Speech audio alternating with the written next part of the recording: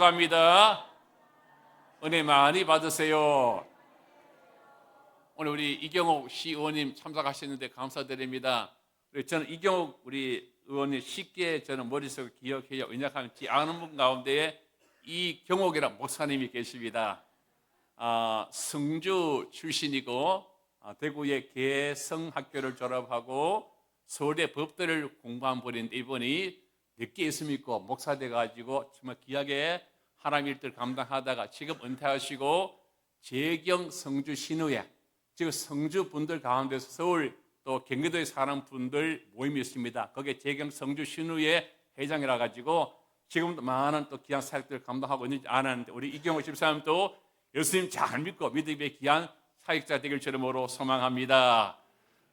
여러분을 보면은요, 우리가 쓰는 말 가운데 안중근 의사, 윤봉길 의사, 그리고 유관순 열사, 이준 열사란 말을 쓰게 되는데 여러분 들어보셨잖아요. 근데 안중근 의사도 그렇고 유관순 열사도 그렇고 다 믿음의 사람인데 그러면은 열사와 의사의 차이가 뭐냐? 왜 누구는 안중근 의사란 말, 어떤 분은 왜 유관순 열사란 말하느냐? 제가 책을 찾아보니까 읽어도 잘 이해가 안 돼요. 근데 쉽게 설명한 것이 우리 국가보훈처에서 설명하기 이렇게 설명했습니다. 의사란 뭐냐? 일제강점기 시절에 우리나라의 독립과 주권을 위해서 노력하면서 무력을 통해서, 즉 총이라든가 폭탄을 통해서 독립을 위해서 노력하다가 죽으신 분이 의사고, 열사는 비폭력으로 독립을 위해서 노력하다, 특히 유관순 누나처럼 비폭력으로 그렇게 독립을 위해서 수고하다가 돌아가신 분을 가리켜서 열사라는 표현을 쓴다는 겁니다. 그런데 어떤 한 학교에서 어린 학생에도 불구하고 귀가 잘 안 들리는 누가 있었습니까? 사오정이 있었습니다. 근데 그 수업 시간이 담임 선생님이 가르치는 역사 시간인데 공부를 안 하고 꾸벅꾸벅 졸고 있는 겁니다. 선생님은 일제시대에 한국 사람 많이 괴롭히던 이토 히로부미를 저격하고 잡혀서 죽임을 당한 안중근 의사에 대해서 열심히 힘을 찌게 하며 수업을 가르치고 있는데 혼자 꾸벅꾸벅 졸습니다. 그래서 사오정한테 자꾸 졸길래 야단치는 것이죠. 사오정 왜 그렇게 조느냐? 저 안 졸았어요. 선생님이 물어보면 그러면 안중근 의사를 누가 죽였느냐? 대답해보라 말합니다. 그때 사오정이 뭐란 말합니까? 선생님, 제가 안중근 의사 죽이지 않았습니다. 선생님이 속이 터져가지고 매를 들고 싶어도 매를 들지 못하는 거 요즘엔요, 화가 나서 사오정한테 말합니다. 내일 아버지 모시고 오너라. 다음날 그것은 잘 알아두고 사오정이 아버지 모시고 왔습니다. 선생님이 말씀합니다. 아버님, 요즘 사정군이 수업 시간에 너무 좋으는데 집에서 무슨 일이 있습니까? 제가 안중근 의사를 누가 죽이냐 물어보니까 자신이 안 죽였다고 대답합니다. 그때 사오정 아버지가 깜짝 놀라면 이렇게 말한다 하잖아요. 예, 선생님, 우리 아들이 사오정이 요즘 몸이 안 좋아서 병원 한번 가는데 그래도 우리 아이가 절대로 병원 의사를 죽일 아이는 아닙니다 말했다고 합니다. 병원 의사를 죽일 아이는 아니다.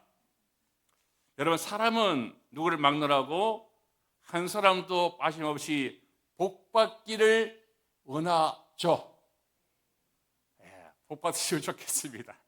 근데 여러분, 어릴 때 보면 그렇잖아요. 저도 어릴 때 보면은 이불에 보면은 복자가 새겨져 있었어요. 베개도 보면 양쪽에 복자가 새겨져 있더라고요. 숟가락도 뭐가 새겨져 있습니까? 복자가 있었습니다. 복 보고 잘 살기 위해서 많이 노력합니다. 열심히 공부하고 애들 학원 보내고 직장을 구하고 농사 짓고 사업하면서 많은 것을 바라. 특히 젊은 사람들은 코인 같은 것도 투자합니다. 그런데 복 중에 최고의 축복은 말씀 잘 듣고 하나님을 잘 믿는 것이 최고의 복인 줄로 믿습니다. 세상에는 알게 모르게 하나님을 대적하는 자가 참 많아요. 예수 믿는 사람 무시하고 함부로 대하는 사람도 많습니다.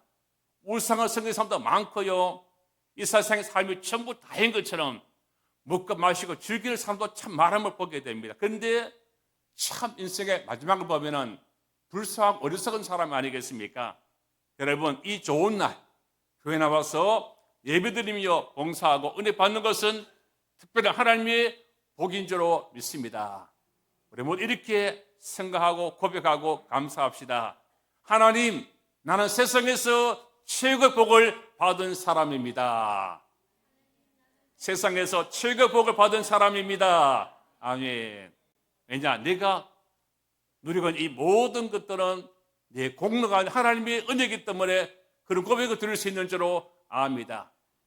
우리 믿음의 삶을 살아면서 내가 말하면서 내 공로를 말하지 말고 은혜를 고백하면서 은혜의 의식 속에 살아가는 평생의 삶이 되길 주님으로 소망합니다. 한문에 보면은 경청이라는 말이 있습니다. 귀를 기울여 듣는다는 말입니다.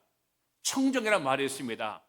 귀 기울여 듣고 따라가는 삶을 가르쳐서 청정이라는 말합니다. 우리 모두 오늘 사오정처럼 꾸벅꾸벅 졸고 딴 대답하지 마시고 하나님 말씀을 잘 경청하고 청정함으로 말이냐, 우리 모든 성도가 말씀 그대로 보겠는 그 사람이 되어지게 되기를 주님으로 축복합니다.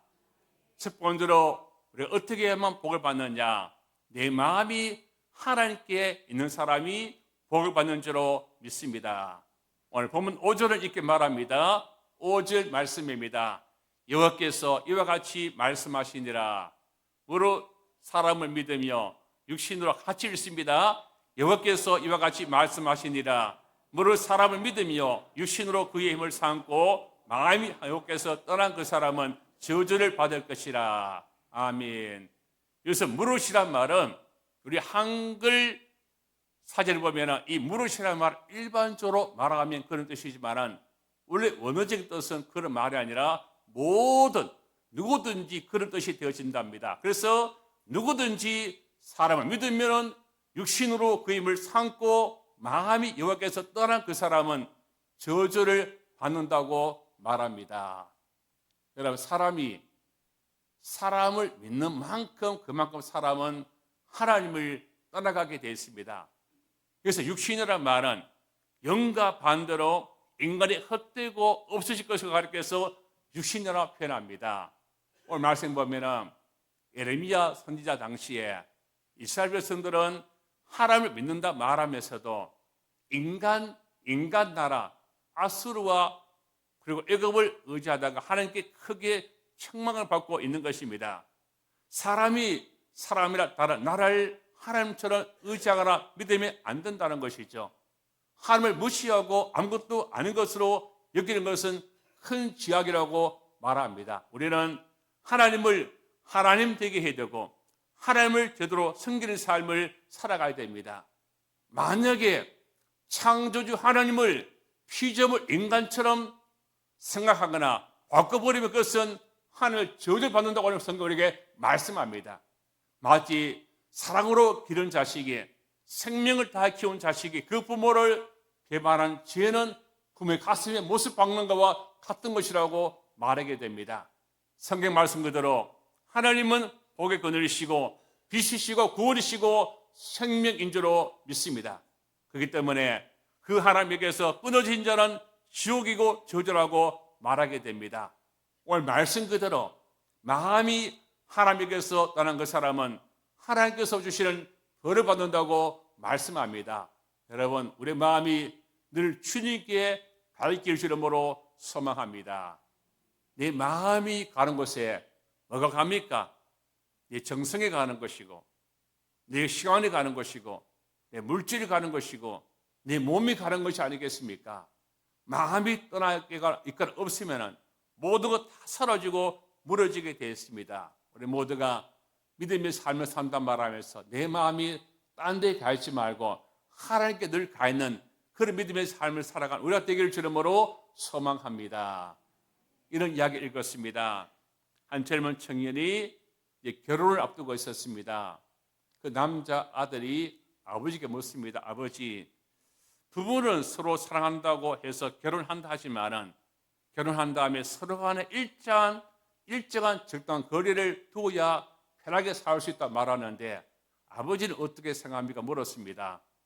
아들 질문에 아버지가 고개를 끄덕이면서 긍정적인 대답합니다. 아들아, 나도 그렇게 생각한다. 나도 너희 엄마와 함께 살지만은 오래 살수록 적당한 거리를 유지하려고 노력한단다. 아들이 묻습니다. 아버지, 그러면 그 적당한 거리라는 것은 어떤 거리를 말하냐 물었습니다. 그때 아버지가 말합니다. 아내가 없는 것을 확인하고 이렇게 말합니다. 이 엄마가 나를 때리려고 할 때에 피할 수 있는 거리가 적당한 거리란다. 요즘요, 나이 들면 이런 일이 있다고 합니다. 우리 교회는 그런 일이 없겠지만은 결혼 생활이 파국으로 시달리는 한 부부가 있었습니다. 남편은 서울에서 사는데 왜 내 아내는 경상도 여자라 가지고 좀 부드럽고 상냥한 여자를 만나서 좋았을 텐데 왜 무뚝뚝하냐. 그래가지고 아내가 마음에 안 들어서 후회하는 남편이 있었고, 아내는 남편이 책임감이 없고 활동적인 남자가 아니라 가지고 남편을 좀 쫀쫀하다고 불평하는 그런 아내의 마음입니다. 늘 다투고 싸우고 보는 사람이 불안할 정도인데 어느 날 보니까 그렇게 싸우던 부부가 싸우지 않고 정말 행복하게 산다는 겁니다. 물어봅니다. 얼마 전까지만 하더라도 그렇게 싸우던 사람이 어떻게 그렇게 금슬 좋은 부부가 되는지 물어봅니다. 그때 그 부부가 이렇게 말한다는 것이죠. 우리 부부는 서로 이렇게 고백하기로 했습니다. 그래서 당신을 사랑합니다. 그럼에도 불구하고 당신을 사랑합니다. 이 말을 하기 시작했습니다. 그래서 당신을 사랑합니다. 당신이 부족하니까. 그럼에도 불구하고 당신을 사랑합니다. 그 부족한 미연을 세워주라고 나로 하여금 당신 아내가 되겠습니다. 당신 남편이 되겠습니다. 그래서 당신을 사랑한다고 고백하며 사니까 행복하다고 말했습니다. 사실 부부 사이만 아니라 모든 사람들은요, 서로 간에 상한 마음과 불쌍한 마음을 가지고 살아야만 행복한 것이 아니겠습니까? 여러분의 남편 한번 생각해 보십시오. 그 젊은 시절에 결혼했는데 결혼하고 나서 부모 모시고 또 결혼해서 자녀 키운다고 이제 나이 들어서 머리가 벗겨진 남편, 좀 불쌍한 마음이 안 듭니까, 여러분? 그 인연을 참 멋진 남자처럼 보이는데 이제 힘이 없어서 아프고 병든 남편 불쌍한 마음을 가져야만 행복한 부부 생활이 되잖아요.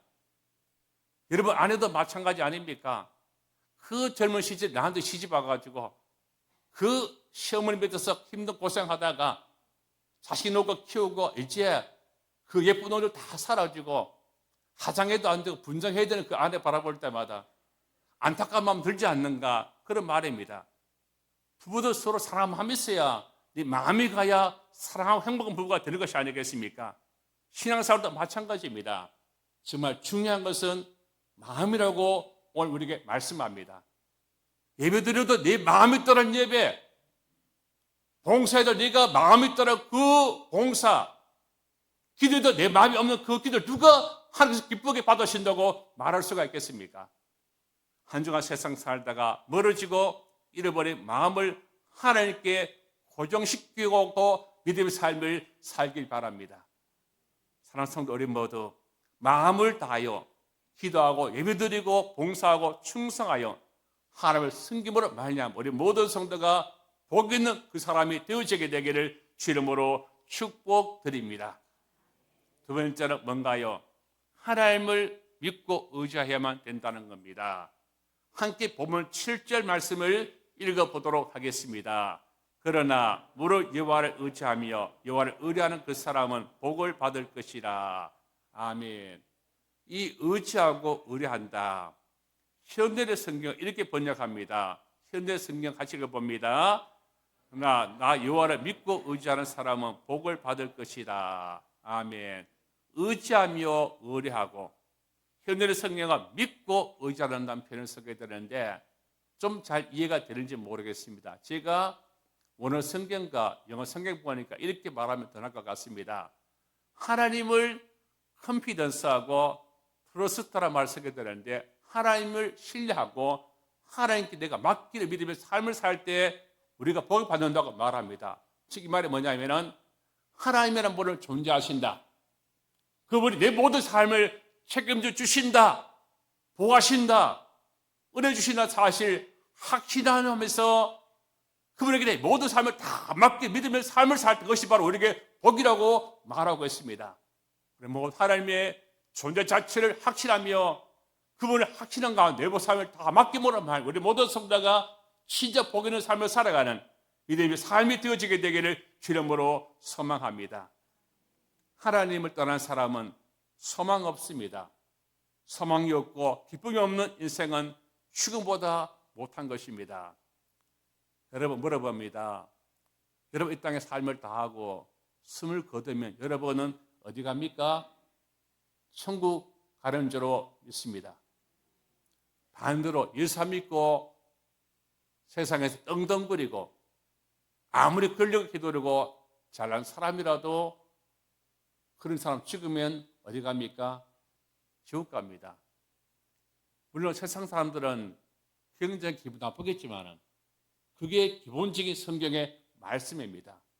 여러분 예수 믿지 않는 사람이 가는 지옥은 어떤 것입니까?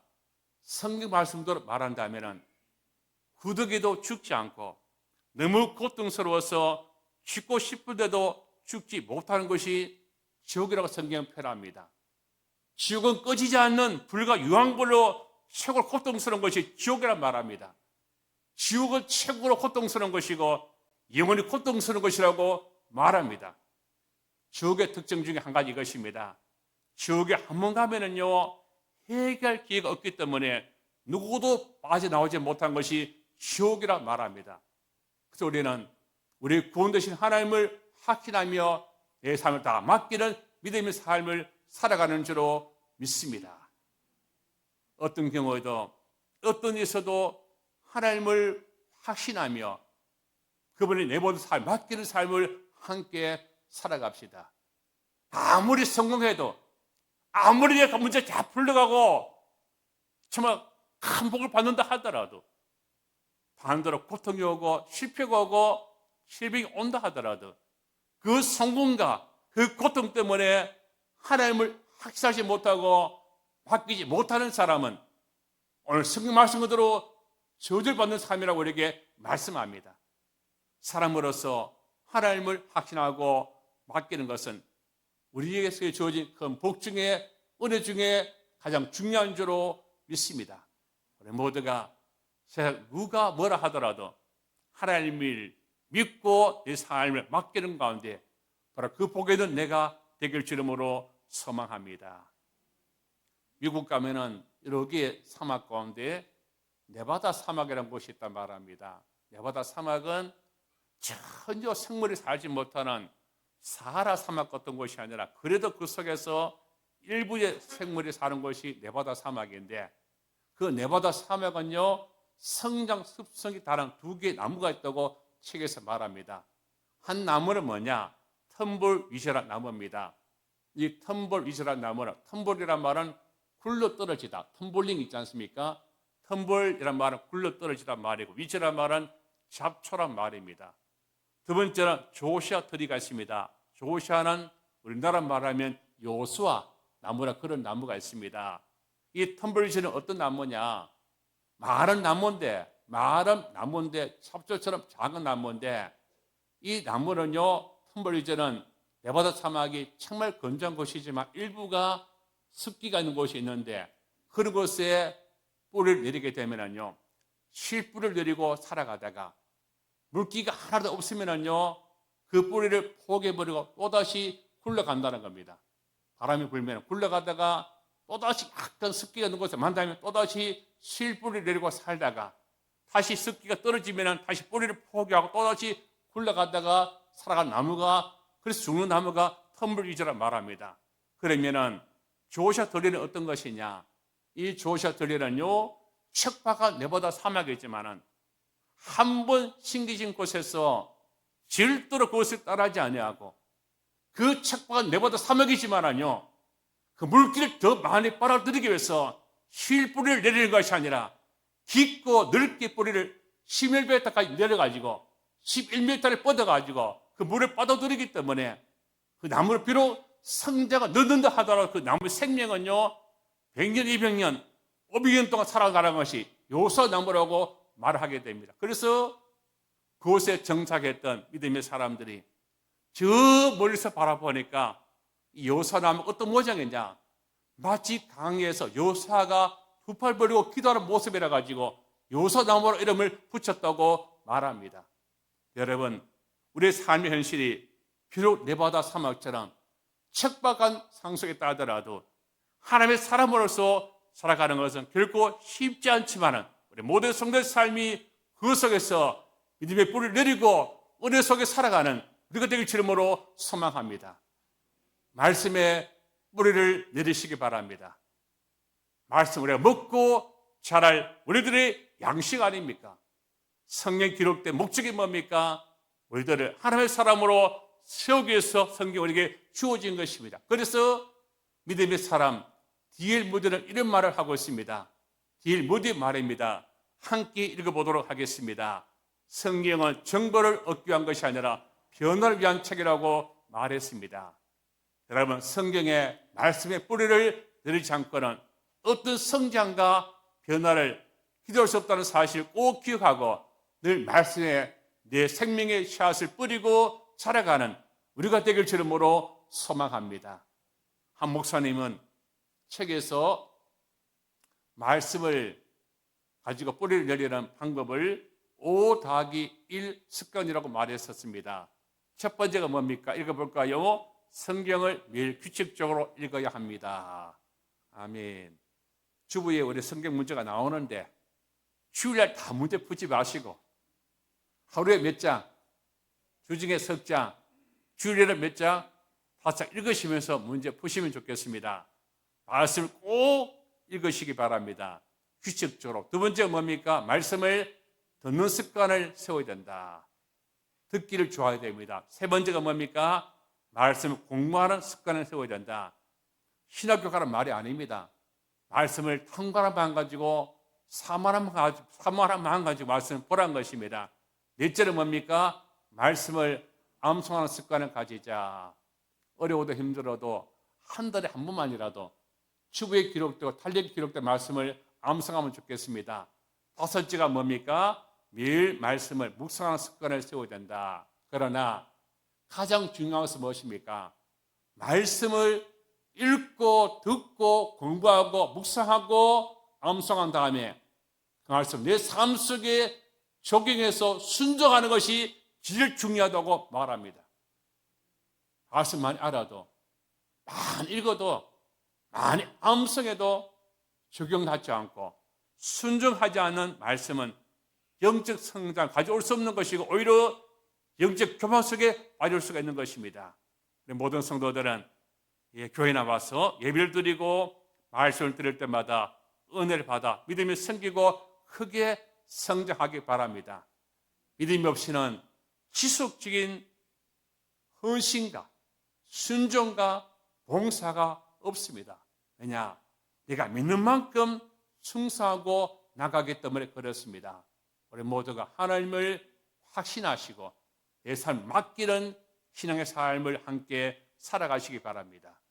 사랑하는 성도 여러분, 때로 속도가 느릴지라도 늘 말씀의 뿌리를 깊이 내리고 적용하고 순종하면서 하나님을 의지함으로 말미암아 우리 모두가 복이 있는 그 사람이 되어지게 되기를 주 이름으로 축복드립니다. 세 번째, 하나님께 심어진 사람이 되어야 됩니다. 본문 8절 말씀을 읽어보도록 하겠습니다. 그는 물가에 심어진 나무가 그 뿌리를 강변에 뻗치고 더위가 올지라도 두려워하지 아니하며 급이 청청하며 가물은 해도 걱정이 없고 절실히 그치지 아니한 같으리라. 아멘. 물가에 심어진 나무, 더위가 오고 가뭄이 있어도 청청하며 입이 푸르다는 것이죠. 그리고 열매 맺는다고 말합니다. 이처럼 하나님께 심어진 말씀으로 충만한 성도는 인생에 더위가 오고 가뭄이 찾아오고 풍랑이 온다 하더라도 흔들리지 않고 입이 풍성하며 열매 맺는 삶을 살 줄로 믿습니다. 하나님의 사람은 어떤 경우에도 하나님이 붙들고 계십니다. 그렇기 때문에 결코 망하지 않고 반드시 승리와 복이 우리에게 올 줄로 믿습니다. 제가 여러 번 강조하지만은 나무에는 뭐가 있어야 됩니까? 열매가 있어야 됩니다. 열매가 없으면은 나무의 존재 가치가 없는 겁니다. 더 이상 존재할 이유가 없습니다. 우리 성도도 열매가 있는 삶을 살아가야 됩니다. 우리 모두가 심어진 영적 나무가 되어 늘 건강과 물질과 평안과 자례와 능력과 성김과 은사와 상하며 최고 열매가 주렁주렁 열리게 되는 복된 우리가 되길 주름으로 소망합니다. 중요한 것은 내가 하나님께 힘어져 있는가 늘 돌아봐야 됩니다. 우린 그래요. 나도 모르게 하나님께 심어진 사람들을 생각하지만은 세상 살다 보니까 나도 모르게 한 다리를 세상에 거실 때가 참 많음을 보게 됩니다. 순전한 믿음의 삶을 잃어버리고 세상과 타협할 때가 많음을 보게 됩니다. 여러분, 세상살이 아무리 바빠도 늘 내 신앙의 현주를 살펴보면서 늘 주님께 심겨진 삶을 살아가는 우리가 되길 주름으로 축복을 드립니다. 이런 글을 읽었습니다. 베트남 전쟁이 한참 치열할 때 있었던 일이란 말합니다. 전투 도중에 미군의 일개 분대 14명 정도가 높은 산 고지에 고립된 상황입니다. 산 속에는 길이 없고 정글이 되어 있고 산 밑에는 베트공들이 얼른 군대가 지키는 상황입니다. 그러면 어떻게 하느냐? 미군 헬기가 와가지고 양식과 하여튼 물과 또 군소물자를 보급하는 상황인데 고립된 상황입니다. 일개 분대 14명이 높은 고지에 홀로 고립되어져서 식량과 물이 떨어진 지 며칠 된 상황입니다. 너무너무 더운 날씨 가운데 거의 탈진되어져서 자칫 하면 죽을 상황 속에 놓여 있었습니다. 책에 보니까 이렇게 말하대요. 사람이 음식을 먹지 않으면 40일 지나면 죽는다 합니다. 음식을 안 먹으면. 그런데 물을 마시지 않으면 이 더운 지역에서 물을 마시지 않으면요 3일 후에 죽는다 말합니다. 사람이 호흡하지 못하면요 8분 뒤에 죽는다 말합니다. 이때에 마침 대원들 중에 14명 가운데 한 명이 군목이었습니다. 그 군목 목사님이 자신의 수턱 물통을 하게 보니까 물이 조금 남아 있습니다. 다른 군인들 물이 하나도 없는데 이 그림만 물만 좀 남아 있는 상황입니다. 그러나 그 물로는 한두 사람 마시면 끝날 수 있는 그런 물이었습니다. 목사님은 잠시 눈을 감고 하늘을 바라보며 기도를 드린 다음에 군대원들에게 말합니다. 내부터 물을 마시고 남는 물을 돌아가면서 물을 마시자 말합니다. 그리고 목사님이 그 숯등에 약간의 물을 입에 딱 대고 마십니다. 꿀꺽꿀꺽 마십니다. 마신다면 그 다음 사람한테 주는데 마셔요. 세 번째 사람 마셔서 물이 계속해서 나오는 겁니다. 14명 다 돌고 왔는데 여전히 물이 거의 그대로 남아있는 것입니다. 이유가 무엇이겠습니까?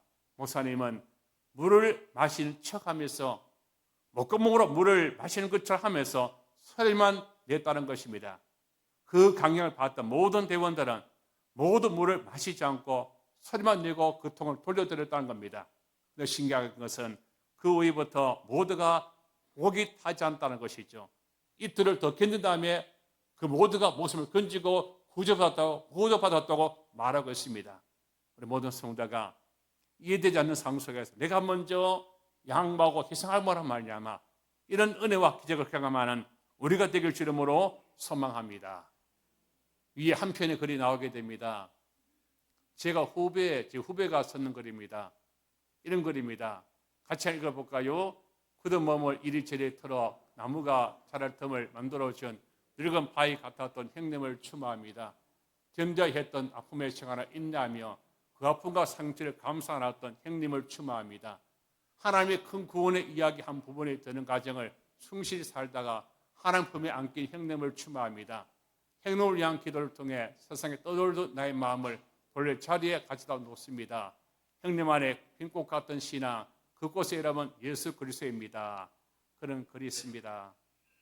이 후배는요, 제 대학교 1년 후배인데, 2년 후배인데, 형이 있었습니다. 서울의 유명한 대학교를 졸업했어요. 유명한 대학교를 졸업하고 나서 뭔가 좀 일을 하려고 하는데 안 좋은 일에 휩쓸려가지고 너무너무 가난한 집이라 가지고 비행기표 한 장 들고 미국으로 도망가는 그런 형이었습니다.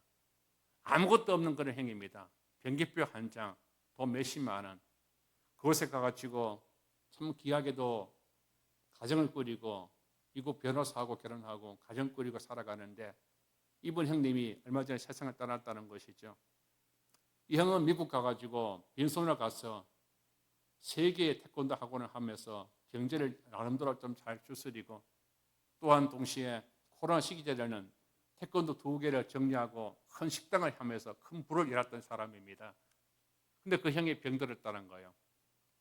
미국 의료 사업이 의료가 안 좋으니까 한국 들어와서 치료하다 안 돼서 미국 가서 치료하다가 이번 형님이 세상 떠납니다. 그 형이 마지막 할지 하고 싶다 해가지고 제 후배가 2주 동안 직장 휴가를 내고 미국 가서 형님하고 2주 동안 있다가 돌아왔는데, 그 다음 주 이 형님이 세상을 떠났다는 겁니다. 나이가 60살에 세상을 떠났어요. 그 형이 이렇게 말했다고 합니다. 미국 가가지고 빈손으로 일을 하는데 그 돈을 벌기 위해서 뼈를 갈아 넣듯이 일을 했다는 겁니다. 빈손으로 와가지고 LA에 큰 넓은 굉장히 비싼 집도 사고 사업체를 이루고 아내가 요건도 하고 했었지만은요, 그 많은 돈을 버는 가운데서 그 돈을 우리가 참 귀하게 생각하지만은 몸이 다 상했다는 겁니다. 음식도 제대로 먹지 못하고 매일마다 콜라, 햄버거, 피자 먹으면서 일을 했는데 큰 부를 이루고 나름대로 다 인정받는 삶을 살았지만은 육신의 병을 견디지 못하고 죽었고 형님을 바라보며 이 글을 썼던 것입니다. 여러분, 주의 법원이는요, 느끼는 것은 많은 사람들이 고생하다가 속되게 말하면 살만하니까 병들고 죽는 것이 인생이라고 말하는 분들이 많이 있습니다. 여러분에게 소망합니다. 어차피 인생 이 땅에 살다가 100년을 살든지 50년을 살든지 간에 다 떠날 때가 있습니다. 우리 모든 성도의 삶 속에는 주께서 인도해 주시고 보호하심이 있고 영원한 천국의 삶이 우리에게 보장된 줄로 믿습니다. 우리들이 이 땅에 살다가 목마르고 아프고 죽음이 다가와도 우리 모두 하나님께 심겨진 사람이 되길 주름으로 소망합니다. 시험도 오고 어려움도 오고 문제가 온다 하더라도 절대 우리의 믿음의 뿌리를 옮기지 않기를 주름으로 소망합니다. 우리 모든 삶 주께서 책임져 주실 줄 믿습니다. 우리 삶을 주께서 바라보시기에 바로 그 복이 있는 삶이 되길 주름으로 소망합니다. 세상 힘들고 어려워도 다 비내도 우리 마음이 주님께 가 있기를 바랍니다. 아무리 세상에 좋아 보여도 내 마음을 빼앗기지 마시기 바랍니다. 어떤 상황 속에서도 하나님을 확신하며 내 삶을 다 맡기는 믿음의 삶을 살기 바랍니다. 세상에 심겨진 성도가 되지 마시고 하나님께 심겨진 사람이 되어서 우리 모두가 그 마지막이 청정하고 열매가 풍성한 우리의 삶이 되어지게 되기를 주 이름으로 축복드립니다. 기도드리겠습니다. 좋으신 하나님 감사합니다. 믿음의 삶을 산다고 말하면서 늘 내 마음이 세상에 좋아서 어떤 것이 좋아서 내 마음이 뺏기는 것이 없는가 날마다 돌아보면 좋겠습니다. 하나님, 인생은 열심히 살아가지만은 때에 따라 예상치 못한 문제가 찾아오고 질병이 찾아올 때마다 내가 얼마나 무력한 사람인가, 얼마나 우리의 생명이 연약한 것인가 느낄 때가 참 많습니다. 이럴 때 우리 모든 성도는 더 마음을 다잡고 세상을 향하여 하는 마음이 아니라 주님께 내 마음을 고정시켜 놓고 창조주 하나님, 내 모든 삶을 책임져 주신 하나님, 내 가정을 지키신 그 하나님을 확신하면서 그분의 내 삶을 다 맡기는 믿음의 삶을 살아가도록 하나님 인도하여 주옵소서. 늘 말씀의 뿌리를 내리고 조금도 흔들리지 않는 믿음의 삶을 살아서 내 인생에 더위가 오고 가뭄이 오고 풍랑이 일어도 우리의 성도의 삶 속에 입이 청청하며 열매가 풍성한 삶을 주께서 허락하여 주실 줄로 믿습니다. 우리 주 예수 그리스도의 이름으로 간절히 기도 올려드립니다. 아멘.